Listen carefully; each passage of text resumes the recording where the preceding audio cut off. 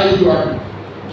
हमारे महान सर्वशक्तिमान हमारे दयावान परमेश्वर, सारी आशीषों सारी बरकतों के लिए, अब तक आज के दिन तक हम सबको संभालने के लिए हम आभारी हैं, आपका धन्यवाद देते हैं, कोटि कोटि प्रणाम करते हैं, क्योंकि आप वफादार हैं, आप कभी नहीं बदलते, हमेशा एक से रहते हैं। बहुत सारी चीजों में परिवर्तन आता है, बदलते हैं, हालात बदलते हैं, लोग बदलते हैं, हमारी सोच, हमारी बहुत सारी चीजें बदल जाती हैं, लेकिन आप कभी नहीं बदलते। आप कल, आज और युगानुयुग एक से रहते हैं। हम आपका धन्यवाद देते हैं आपकी करुणा के लिए, आपकी दया के लिए जो अमर है, क्योंकि हम मरे नहीं, हम मिटे नहीं, हम नाश नहीं हुए, बल्कि आपकी महाकरुणा के फल से आज के दिन तक हम स्वस्थ हैं। आपका धन्यवाद हो, आपका शुक्र, आपकी तारीफ हो। धन्यवाद देते हैं पिता परमेश्वर, जब आपके पवित्र वचनों के ऊपर मनन करते हैं, आप अपने आत्मिक बुद्धि ज्ञान से हमारी अगुवाई करें, अपने आत्मा से पिता परमेश्वर आप अपनी वाणी को हमें दें, ताकि हम समझें और इसके अनुसार चल सकें। हम खाली हैं, आप अपने अनुग्रह से भरें, प्रभु यीशु मसीह के पवित्र नाम में आमीन।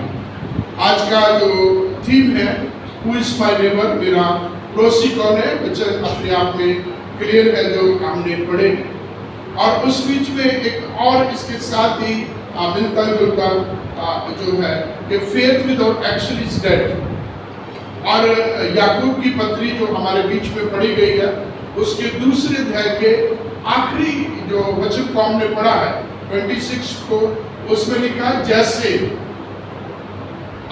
देह आत्मा के बिना मुर्दा, वैसे ही विश्वास काम के बिना, कार्य के बिना मुर्दा है। Faith without action is dead, और इसी के ऊपर जो है आज का वचन है। प्रभु यीशु से हमने लूका रचित सुसमाचार में पढ़ा कि प्रभु यीशु मसीह के समक्ष एक व्यवस्थापक आया, इसको बोलते हैं लॉयर, जो एक आराधनालय का सरदार या सिनेगोग पार्लियामेंट का जो एक जो का अगुआ है, वो प्रभु यीशु मसीह के पास आकर के प्रभु यीशु मसीह से बातचीत करता है, और बातचीत में वो प्रभु यीशु मसीह से कुछ पाने के लिए, कुछ सीखने के लिए नहीं करता, बल्कि प्रभु यीशु मसीह को परखने के लिए कहता है। यहाँ जो हमने आरंभ किया था 25 वचन से, देखो एक व्यवस्थापक उठा और ये कहकर यीशु की परीक्षा करने लगा, हे गुरु, अनंत जीवन पाने के लिए मैं क्या करूं। ये जो रेफरेंस है आज का 25 से 37 वचन 10वें अध्याय लूका में, हम इनमें चार प्रश्न हैं, और ये जो पैसेज है ये प्रश्न के साथ ही आरंभ होता है, लेकिन एक मनसा है, एक सोच है, और वो सोच के ऊपर निर्भर करता है। ये जो व्यवस्थापक है, लीडर है, यहूदियों का, सिनागोग का, आराधनालय का सरदार है, एक ऐसा व्यक्ति है कि वो मोसाइक लॉ और पूरी की पूरी जो व्यवस्था है उसका एक टीचर है, जो उसके एडवोकेट है, उसका लॉयर है, और वो प्रभु यीशु मसीह के पास आकर के कहता है अनंत जीवन पाने के लिए मैं क्या करूं। प्रश्न बहुत अच्छा है, अभिलाषा बहुत शुद्ध है, लेकिन उसके पीछे जो नीयत है वो खराब है। उसने बहुत अच्छी बात पूछी, बहुत अच्छी जानने की जो है बात प्रभु से कही, लेकिन एक गलत भावना के साथ क्या कहता है, एक व्यवस्थापक उठा और प्रभु यीशु मसीह की परीक्षा करने के लिए, प्रभु यीशु मसीह को परखने के लिए उसने ये प्रश्न किया। इसके साथ ही सेम एक वचन है, हम दूसरी जगह पर हम पढ़ते हैं तो वहां एक जवान आता है, वो धनी था, और वो भी यही चीज कहता प्रभु यीशु मसीह के अनंत जीवन पाने के लिए मैं क्या करूं। और प्रभु यीशु मसीह ने उसे बड़े सिंपल साधारण तरीके से कहा कि ये तमाम जो है आज्ञाओं के बारे में करके, और उसने ये कहा कि जो कुछ तुम्हारे पास धन है वो कंगालों को बांट दो और तुम स्वर्ग में स्वर्गीय धन को पाओगे। और वचन में लिखा वो मायूस होकर चला गया क्योंकि वो बहुत धनी था। और फिर प्रभु यीशु मसीह ने दृष्टांत दिया कि कोई व्यक्ति धन और परमेश्वर दोनों की सेवा नहीं कर सकता। और इसी प्रकार से यहाँ ये वही प्रश्न है जो प्रभु यीशु मसीह से पहले किसी ने पूछा था, और यहाँ भी प्रश्न है कि अनंत जीवन पाने के लिए मैं क्या करूं। प्रभु यीशु मसीह ने उसका उत्तर दिया प्रश्न के रूप में। और क्या प्रश्न प्रभु यीशु मसीह? 4 प्रश्न है। पहला प्रश्न प्रभु यीशु मसीह ने कहा व्यवस्था में क्या लिखा है, और दूसरा कि तू कैसे पढ़ता है, how you understand what is written in the law and how you understand. तो प्रश्न, और इसी बीच में जो है आगे वार्तालाप चलता है। वचन में लिखा है कि उसने ये कहा कि तू अपने परमेश्वर, अपने पिता परमेश्वर को, अपने प्रभु को अपने सारे मन, अपनी सारी बुद्धि और अपने सारी अकल, अपनी सारी सामर्थ्य के साथ प्रेम कर, और ये कि तू अपने पड़ोसी को अपने बराबर मोहब्बत है। और ये हम हर संडे जब हम होली कम्युनियन सर्विस लेते हैं, इस वचन को हर संडे हम पढ़ते हैं, हर संडे हम सुनते हैं। और ये जो व्यवस्थापक है इसने भी बहुत बार, अनेक बार पढ़ा होगा। और प्रभु यीशु मसीह ने जब पूछा कि व्यवस्था में क्या लिखा है और तू कैसे समझता है, तो इसने उत्तर दिया, और प्रभु यीशु मसीह ने उससे कहा तूने सही उत्तर दिया है, इसलिए जा तू ऐसा ही कर, जो लिखा है वो कर, जो तू समझता है उसके अनुसार कर।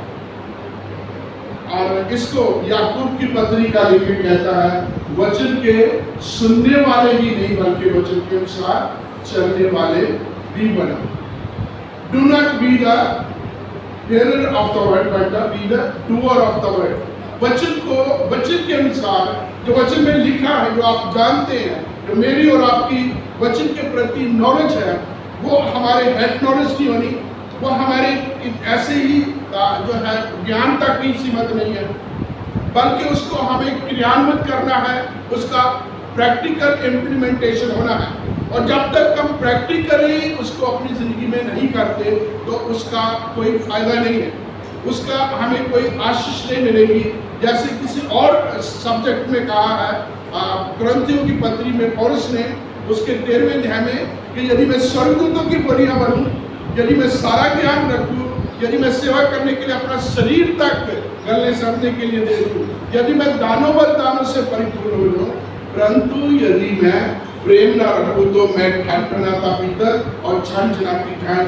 यदि मैं प्रेम नहीं है, उसको जो है समझ है, बुद्धि है, ज्ञान है, सब कुछ है, अगर प्रैक्टिकल इम्प्लीमेंटेशन नहीं है, व्यवहार में नहीं है, तो वो सब कुछ व्यर्थ है, हमें उसका कुछ भी लाभ नहीं है। और इस व्यवस्थापक को प्रभु यीशु मसीह ने यही कहा, तूने सही कहा है, तू सही समझता है, और जा ऐसे ही कर। और आगे लिखा, क्योंकि जो मन में खोट होती है, चालाकी होती है, उसको उसने फिर प्रभु यीशु मसीह के सामने चौथा प्रश्न आता, क्या कहता है, मेरा पड़ोसी कौन है। और यहूदियों में क्या होता था, जो पड़ोसियों की बात चलती थी तो वो 2 तरीके से यहूदियों में मानते थे। एक वो जो पूरी की पूरी व्यवस्था को मानता है और उसको सबके सामने उसकी पालना करता है, ही इज माई नेबर। और जो यहूदी है जो सिर्फ ये कहता है कि परमेश्वर मैं तेरा धन्यवाद देता हूँ क्योंकि मैं यहूदी हूँ, मैं अन्य जाति नहीं हूँ, मैं तेरा धन्यवाद देता हूँ कि मैं मेल हूँ, मैं फीमेल नहीं हूँ, वो मेरा सेकंड टाइप का पड़ोसी है। और प्रभु यीशु मसीह से उसने ये प्रश्न किया कि मेरा पड़ोसी कौन है। और उदाहरण आप जानते हैं, गीत में भी गाया हमने कि यरीहो के किनारे अदमुआ पड़ा था, है ना। तो ये प्रभु यीशु मसीह ने उसको उदाहरण दी कि कोई व्यक्ति यरूशलेम से सामरिया जाता है, और सामरिया और यरूशलेम जो सामरी है जहाँ वो जा रहा था, वो समुद्र के लेवल से 3000 फुट नीचे है, और यरूशलेम उतना ही ऊपर है, और लगभग 17 किलोमीटर का ये रास्ता है जहाँ वो जा रहा है। और वो रास्ते में जा रहा। अगर उस समय के आप इस इलाके को देखेंगे, जब हम यरूशलेम से सामरिया में जाते थे तो उसके बीच में एक बहुत बड़ा डेजर्ट है, बहुत बड़ा वीरानापन है, जंगल बियाबान सुना, और अक्सर ऐसी लूट मार वहां हुआ करती थी। और उस व्यक्ति को जो यरूशलेम से जा रहा था, वचन में पढ़ा हमने कि डाकुओं ने पकड़ा, कपड़े फाड़ दिए, उतार दिए, नंगा कर दिया, और फिर उसको मारा, मारपीट करके उसको अधमुआ छोड़ करके वो चले। वहां 3 व्यक्तियों का जिक्र है, वो तीनों भी अपने अपने क्रम में वहां आते हैं, और तीनों की अपनी अपनी प्रतिक्रिया थी, तीनों का अपना अपनी सोच थी जब उस जख्मी व्यक्ति को देखा। पहला एक याजक था, पास्टर था, और जब उसने देखा कि उस रोड के ऊपर जो है कोई व्यक्ति है एक्सीडेंट में, किसी दुर्घटना में जख्मी पड़ा हुआ है, देखा, कतरा करके आगे चला गया। और उसके बाद लेवाई आया, और उस लेवी ने क्या किया, उसने भी देखा और वो भी आगे चला गया। ये दोनों ही लगभग एक कैटेगरी के हैं। जो याजक है उसको वेदी के सारे काम है, और कुछ चीजें उनकी मजबूरी भी हो सकती है, कुछ चीजों में बंदिश भी हो सकती है कि वो जब यरूशलेम जब यरीहो से जब इस रास्ते से जब वो यरूशलेम जाते थे तो उनको अपनी धार्मिक रीति रिवाजों में आना। तो वचन में लिखा है वो किसी मरे हुए व्यक्ति के पास नहीं जा सकते, उसको स्पर्श नहीं कर सकते। अगर किसी कारणवश मृत व्यक्ति को उसने टच कर दिया और उसको वापस जाना है, और उस सारी सेरेमनी को, रिचुअल को उसने पूरे करने, और हो सकता है वो अपनी ड्यूटी पर जा रहा हो, या आज की डेट में ये कहा जा रहा है वो संडे वर्शिप करने के लिए जा रहा हो, और वो नहीं चाहता होगा कि वो इस व्यक्ति को स्पर्श करे, और वो अपनी ड्यूटी जिसके लिए करने के लिए जा रहे हैं, वर्शिप करने के लिए जा रहे हैं, उससे वो आप उसको डिले हो सके, उसमें कोई उसमें रुकावट आए। एक वजह ये है। और दूसरी सबसे बड़ी बात है कि जब ऐसी बात होती है, जो हमारा विश्वास है, उसमें हमने ये चीज देखनी है कि हमारी जिम्मेवारी क्या है। निकल गया लेवी जो आता है, लेवी याजक नहीं है, लेकिन वो याजकों का एक असिस्टेंट है। जैसे हमारी वैसी टीम है, अलग अलग लोग हैं, और ये जो लेवी होते हैं ये अपने याजकों की जो व्यवस्था को पूरा करने के लिए उनका असिस्ट करते, उनके साथ सेवा करते हैं। तो ये दोनों के ही दिमाग में ये सारी चीजें होंगी, और ये कतरा करके चलेंगे। और उसके बाद हम देखते हैं परमेश्वर का वचन कहते हैं सामरी व्यक्ति आता है, कोई सामरी व्यक्ति, और जब उसने देखा कि कोई व्यक्ति जो है अधूरा पड़ा है, एक्सीडेंट में घायल पड़ा है, तो वो वचन में लिखा उसने उसके ऊपर तरस खाया। और ये तरस जो है ये वही वचन आता है जब यीशु मसीह कोड़ियों को, यीशु मसीह बीमारों को, यीशु मसीह तरह तरह के बीमारों को और जो है परेशानियों में देखते हैं, तो हमेशा प्रभु यीशु मसीह जब कोई बड़ा काम करते थे तो वचन में लिखा प्रभु यीशु मसीह को उनके ऊपर तरस आया, कंपैशन।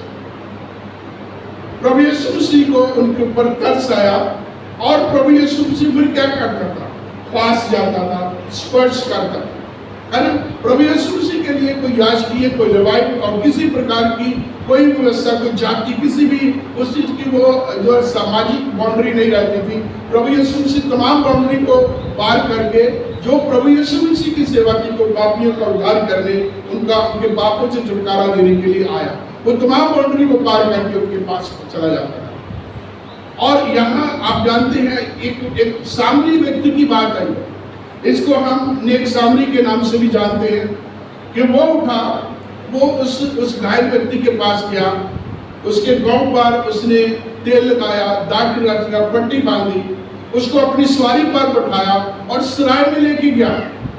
और सराय में एक चीज देखने वाली के छोड़ के चला नहीं गया। बहुत बार हम क्या करते हैं, पैसा दे देते हैं, 18,000 दे देते हैं, और हम वहां टाइम स्पेंड नहीं करते। लेकिन ये सामरी व्यक्ति जो है, इसने टाइम स्पेंड किया। वचन में लिखा वो सराय में लेके गया, और अगले दिन उसने 2 दिनार सराय के मालिक को दिए। 2 दिनार देके कहता जो और तू खर्च करेगा वो मैं वापस आके, मतलब अगले दिन गया, आज उसका एक्सीडेंट में उसे देखा है, आज उसने मरहम पट्टी करके अपनी सवारी पर रखा है और उसके बाद उसको सराय में लेके जाता है और अगला एक आज का दिन उसके साथ स्पेंड किया, उसकी सेवा की और अगला दिन जब आता तो तब वो निकलता, उसने फर्स्ट एड जो भी उसका करना होगा वो करने के बाद अब उसने सराय के मालिक से कहा इसकी पूरी खातिरदारी करना, पूरा ध्यान करना, जब तक ये चंगा नहीं हो जाएगा इसका पूरा ध्यान करना और जो कुछ तेरा और खर्च होगा मैं वापसी में आऊंगा और तुझे जो कुछ तेरा हिसाब किताब होगा वो चुकता कर। अभी उसने उसके ऊपर जो है ध्यान दिया और प्रभु यीशु से आगे उसे पूछी, तेरी नजर में उस जख्मी व्यक्ति का, घायल व्यक्ति का पड़ोसी कौन था? तो जवाब वही होना था जो मैं और आप सोचते हैं और वही होना था जो उसने दिया, वो जिसने उस घायल व्यक्ति की सेवा की, जिसने उसकी मदद की। और बहुत बार हम जो है हमारे पड़ोसियों को हमारी चॉइस के अनुसार बनाते हैं। पड़ोसी का मतलब जो हमारे नजदीक है, जरूरी नहीं है हमारा नेबर है जिसका अगली जो दीवार के साथ उसका घर होता है, जिसके साथ हम रहते हैं, जिसके साथ हम टाइम स्पेंड करते हैं, जिसके साथ उठना बैठना खाना पीना हमें अच्छा लगता है। और प्रभु यीशु मसीह कहते तेरी नजर में कौन है? उसका पड़ोसी। और उसने कहा वही जिसने उसकी खातिर की। तो प्रभु यीशु मसीह आगे क्या कहते, जा तू भी ऐसा कर। और प्रभु यीशु मसीह उसको ये कहते कि तूने समझ लिया है, तूने जान लिया है, तुझे पता है, तू सिखाता है, तू सिखाने वालों में से है, अब इसको प्रैक्टिकल है। जैसे याकूब कहता है कि कर्मों के बिना विश्वास अधूरा, faith without action is dead. और बहुत बार हम बड़ी बड़ी बातें करते हैं, बड़े ज्ञानी होते हैं, बड़े अपने आप को प्रार्थना के योद्धा कहते हैं, बड़े आपको अपने आप को जो है हम वचन की ज्ञान नाम बताते हैं, लेकिन जब प्रैक्टिकल इम्प्लीमेंटेशन में आता है बहुत बार हम जो चुप जाते हैं। बहुत बार हम चर्च के अगुए होने के नाते हम बहुत बार चुप कर, बहुत लोग हमारे पास आते हैं, तरह तरह की उनके पास जरूरतें होती हैं, बहुत सारी वो चीजों को लेके आते हैं, लेकिन इतनी फॉर्मेलिटी, इतने पेपर वर्क, इतनी तमाम चीजें हम उनके ऊपर डाल दें कि बड़ा हम जो है डिप्लोमेटिकल तरीके से हम जो है उनको टाल देते हैं और फिर 2-3 हफ्तों के वो कर देते हैं। याकूब ने यही कहा ना कि कोई व्यक्ति भूखा, कोई व्यक्ति जरूरतमंद तुम्हारे पास आ जाता है और तुम बड़ी चिकनी चुपड़ी बातें करते करते जा कल आना, तो कल को क्या करना, कल तक तो उसकी बद से बदतर स्थिति हो जाएगी। तो प्रभु यीशु मसीह यही कहते कि मौके पर क्या जरूरत है, मौके पर कौन हमें हमारे साथ आता है, वो हमारा पड़ोसी है। और उस व्यवस्था को जा तू भी ऐसा कर। तो परमेश्वर हम सब पर अनुग्रह अपनी दया कृपा को बनाए रखे। हम वचन के ज्ञानी हैं, हम प्रार्थना में बहुत प्रार्थना करते हैं, बहुत सारी हम दुआएं देते हैं, लेकिन जहाँ जरूरत है, जहाँ हमारे खड़े होने की जरूरत है, या खड़े होने से, साथ देने से कोई बंदा हील हो सकता है, जिसको मानसिक तौर पर जिसको आशीष मिल सकती है, हम कितने 2 शब्द हमारे बोलने से किसी व्यक्ति को हील हो सकता है, उसे जो है मानसिक तौर पर थोड़ा अच्छा लगता। कई बार हमने देखा कोई हमसे बात नहीं करता तो हम बड़े डिप्रेशन में रहते हैं, बड़ी सोच में रहते हैं, मेरे से गलती क्या होगी, क्यों मेरे साथ बोलचाल बंद हो गया, क्यों मुझे इग्नोर कर दिया गया है, क्यों मेरे साथ ऐसा हो रहा है। और हम इंसानी नाते ऐसे बहुत सोचते हैं। और जिस समय उसी व्यक्ति विशेष के साथ आपकी बात होती है, सिर्फ जैमसी की कह देने से, सिर्फ हाथ मिला देने से हम मनोबल बढ़ जाता, हम बहुत जो खुश हो, इतने से हम खुश हो जाते हैं और हमारी जो गिरी हुई स्थिति, टेंशन वाली स्थिति, डिप्रेशन वाली स्थिति और एकदम से वह रेस्टोर होनी शुरू हो जाती है। हमारा विश्वास और हमारा काम किस प्रकार का है, फेथ इन एक्शन, किस प्रकार से हमारा विश्वास है, कितना हम जानते हैं, कितनी हमारी प्लानिंग है, किस प्रकार की हमारी योजना है और किस प्रकार से हम व्यवहारिक तौर पर उस तमाम चीज़ों को अपने जीवन में अपने ग्रुप के द्वारा उनको लागू करते हैं। ये प्रभु हम सब चाहते हैं। जो कुछ हम जानते हैं, जितना हम जानते हैं, थोड़े से थोड़ा भी जानते हैं, वो हमारी जिंदगियों में, हमारी जिंदगियों के द्वारा प्रैक्टिकल होना चाहिए। नहीं तो वचन हमने पढ़ा है, तू विश्वास करता है, याकूब की पत्री दूसरा अध्याय, तू विश्वास करता है अच्छा करता है ना। तू विश्वास करता है, क्या करता है? अच्छा करता है। दुष्ट आत्मा भी विश्वास करती है और परमेश्वर के सामने थरथराती है। What is difference? तू विश्वास करता, मैं विश्वास करता हूं, और दुष्ट आत्मा भी विश्वास करती है, परमेश्वर के सामने थरथराती है। दोनों में फर्क क्या? विश्वास उसका भी है, परमेश्वर है, विश्वास मेरा भी है, परमेश्वर है। और हम फर्क कहाँ हो जाता है कि वचन में लिखा है फिलिप्पियों 2:5, जैसा मसीह करता है, जैसा उसका स्वभाव है, जैसा उसकी कार्यशैली है, वैसा यदि हम नहीं करेंगे तो सब कुछ व्यर्थ है। तो मेरे प्रिय प्रभु, हम सब पर अपना अनुग्रह बनाए कि हम जितना जानते हैं, जितना सीखा है, ट्राई करें, कोशिश करें जितना हम उसको प्रैक्टिकल बना सकें। आइए दुआ करें। महान सर्वशक्तिमान हमारे दयावान परमेश्वर, हम आपका धन्यवाद देते हैं, आपका शुक्र, आपकी तारीफ करते हैं।